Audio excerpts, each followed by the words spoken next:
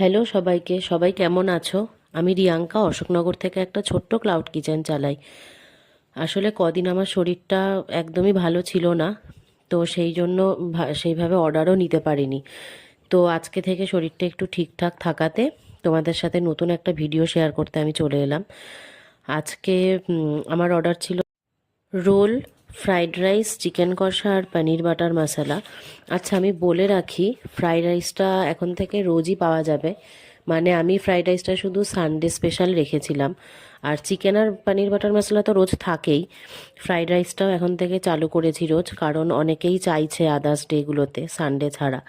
তো এই কারণে ওটা শুরু করলাম। আর নতুন স্ন্যাক্সের বেশ কিছু আইটেম অ্যাড হয়েছে, যেটা তোমরা আমার পেজে পেয়ে যাবে। আমার পেজে সব দেয়া আছে। ভালো লাগলে ভিডিওটা লাইক এবং শেয়ার করে দিও, পাশে থেকেও। দেখা হচ্ছে নতুন কোনো ভিডিও।